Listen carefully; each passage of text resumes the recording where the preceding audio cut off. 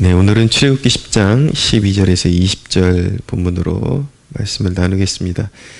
오늘 본문의 전체 요약은 말 그대로 메뚜기 재앙이 임한 것입니다. 그래서 그곳에 소산을 하나도 남김없이 채소와 모든 나무의 열매, 나무나 밭의 채소나 푸른 것은 남기지 아니하게 되는 그러한 이제 재앙이 내리게 된 것입니다. 자, 중요한 것은 우리가 하나님 앞에 살아가면서 구별할 줄 알아야 하는 것이 있습니다.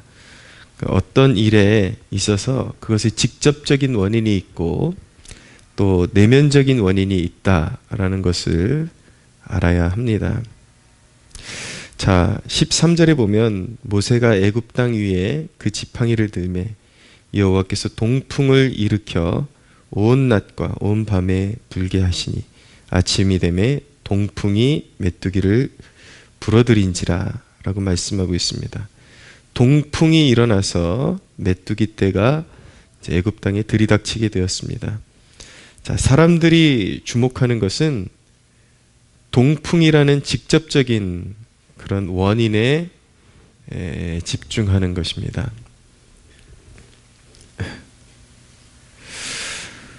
사람들은 어떤 삶에 문제가 생기면 항상 눈에 보이는 직접적인 원인에 집중을 합니다. 오늘 본문에 수많은 메뚜기 떼를 불러온 것이 동풍이 일어나서 그 동풍 때문에 메뚜기 떼가 불어왔다라고 말씀하고 있죠.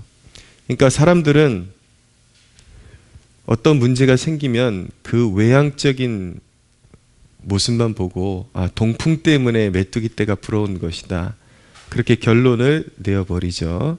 그러나 동풍이라는 것은 직접적인 원인에 속하는 것입니다. 원인은 원인이죠. 동풍이 불어왔으니까 메뚜기 떼가 날아온 것입니다. 그래서 하나님 앞에 사람이 해결받아야 할 문제가 있음에도 불구하고 그 문제를 해결함 받으라는 자신의 내면의 그 속사람의 메아리를 무시한 채 이것은 동풍 때문이야. 동쪽에서 바람이 불어왔기 때문에 메뚜기가 이렇게 들이닥친 거야. 그러면서 스스로를 위로를 하는 것이죠. 그러나 우리 양심의 소리가 우리의 영적 안위와 우리의 삶에 지대한 영향을 미치게 되기 때문에 우리 내면이 말하는 소리, 외치는 소리를 우리는 주의해서 들어야 하는 것입니다. 무엇이냐면 직접적인 원인이 아니라 우리가 영적인 사람들이라면 내면적인 원인에 직면해야 합니다. 그리고 그 내면적인 원인에 직면하고 그 문제를 해결함 받아야 하는 것입니다. 자, 동풍이 메뚜기 떼를 몰고 왔어요. 이걸 직접적인 원인이라고 말씀드렸습니다. 그럼 그 동풍이 불어서 메뚜기 떼가 들이닥친 내면적인 원인, 진짜 원인은 무엇입니까? 여기서 내면적인 원인이라는 것은 표면적인 원인이 아니라 이 메뚜기 떼가 들이닥친 진짜 원인, 그것을 말하고 있는 것입니다. 왜 온 애굽 땅에 메뚜기 떼가 갑자기 동풍이 확 몰아닥치다니 수많은 여러분들 다큐멘터리 같은 거 보시면 실제로 세계 역사 가운데 눈에 하늘을 가려버릴 정도의 메뚜기 떼가 한번 훑고 지나가면 완전히 그곳의 밭의 소산이 초토화돼 버리는 그러한 일들이 일어나죠. 그 직접적인 원인이 무엇입니까? 오늘 본문에 그것은 동풍이 직접적인 원인이 아니라 그것은 그냥 하나의 현상적인 것 뿐이었어요. 실제적인 원인이었지만 그 동풍이 들이닥친 진짜 원인은 바로의 완악함 때문에 그렇게 된 것입니다. 불순종 때문에. 그것이 바로 내면적인 원인이고 바로 직접적인 원인이다라는 것을 알게 되는 것이죠. 이런 경우에 살 길은 어디 있습니까? 참 회개 외에는 길이 없는 것입니다. 철저하게 하나님 앞에 불순종했던 것을 회개하고 돌이키고 모든 것을 바로잡는 그런 길밖에는, 회개의 길밖에는 살 길이 없는 것이죠. 자, 그런데 문제가 들이닥치는 원리도 같고요. 문제를 해결함받는 원리도 같은 원리가 적용됩니다. 오늘 말씀 19절에 보면은 자, 메뚜기 떼가 이제 들이닥쳐 가지고 모든 소산을 다 갉아먹어 버렸어요. 근데 이제 바로가 잠깐 또 돌이키는 것 같습니다. 굉장히 이번에는 좀 각성하고 이제 용서를 빕니다. 바로가 16절에 보니까 모세와 아론을 급히 불러 이르되 내가 너희의 여호와와 너희에게 죄를 지었으니 바라건대 이번만 나의 죄를 용서하고 너희의 하나님 여호와께 구하여 이 죽음만은 내게서 떠나게 하라. 그가 바로에게서 나가서 여호와께 구하매 모세가 구하니까 자 19절에 여호와께서 돌이켜 강렬한 서풍을 불게 하사 메뚜기를 홍해에 몰아넣으시니 애굽 온 땅의 메뚜기가 하나도 남지 아니하니라 라고 말씀하고 있습니다. 일단 일시적으로 문제가 해결함 받았습니다.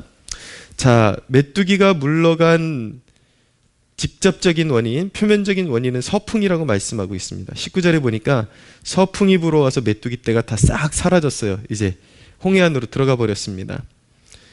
근데 이것이 표면적인 원인, 서풍이 불어와서 메뚜기 떼가 물러간 것이지만 이 역사는 사실은 바람 그 자체 때문이 아니라 그 이면에 바로에게 기회를 한 번 더 주시는 하나님의 뜻이었고 모세의 중보를 통해서 이루어진 것이었습니다. 모세가 하나님 앞에 구해서 하나님께서 그 기도를 들으시고 이제 바로에게 한 번 더 기회를 주시고자 이렇게 메뚜기 떼가 물러가도록 그렇게 하신 것이죠. 근데 바로의 태도, 이런 경험을 한 바로의 태도는 이런 경험에 있어서 가장 나쁜 사례라고 말씀드릴 수가 있습니다. 그가 메뚜기 떼가 물러간 다음에 또 어떻게 반응을 합니까? 20절에 보니까 그러나 여호와께서 바로의 마음을 완악하게 하셨으므로 이스라엘 자손을 보내지 아니하였다. 그의 마음이 또 완강해졌습니다. 하나님을 인정하지 않습니다. 지금 벌써 수많은 재앙이 지나갔음에도 불구하고 마음을 돌이켰다가 또 다시 완고해지고 마음을 돌이켰다가 또 다시 완고해지고 사랑하는 여러분, 길이 참으시는 우리 주님의 인내를 시험하지 마십시오. 여러분을 살게 하실 분은 우리의 중보자, 우리 하나님 아버지와 우리를 연결시켜 주시고 우리의 죄를 용서해 주시고 우리를 위해서 중보하시는 예수 그리스도, 그분만이 우리를 살게 하실 분이라는 것을 꼭 기억하시기를 바랍니다.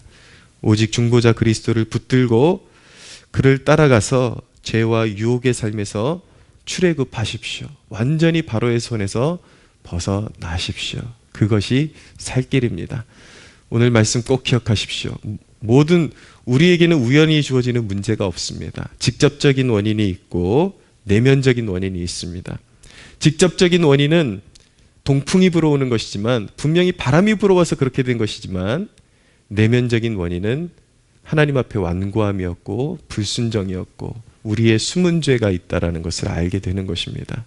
그래서 그것을 피하려고 그러면 안 되고 우리가 성령님께 깊게 기도의 자리로 들어가서 나의 회개의 제목을 알게 하소서, 내가 은밀히 지은 죄악들 그리고 불순종한 죄악들 하나하나 다 밝혀주셔서 그것을 내 입으로 토설하고 주님 앞에 용서를 구하고 내 태도를 고칠 수 있도록 도와주소서. 항상 하나님의 좋은 것들은 회개한 심령에 부어지는 것입니다. 두려워하지 마십시오. 하나님 앞에서 회개하는 것을 부끄러워하지 마시고 자존심을 내세우고 하나님 앞에서 내가 죄 없다 하면은 하나님과는 계속 등지게 되어 있는 것입니다. 하나님의 진노가 머물러 있게 되는 것이죠. 그러나 아무리 나쁘끄러운 그런 죄악도 토설하고 하나님 앞에 은혜를 구하면 하나님은 회개한 자녀들에게 항상 선한 것들을 베풀어 주시고 하나님께서 아버지가 탕자를 끌어안고서 집 나갔던 탕자를 끌어안고서 어떻게 했습니까? 살찐 송아지를 잡아주고 잔치를 벌여주잖아요. 항상 아버지는 회개하는 자녀들에게 정죄하시는 것이 아니라 선을 베푸십니다.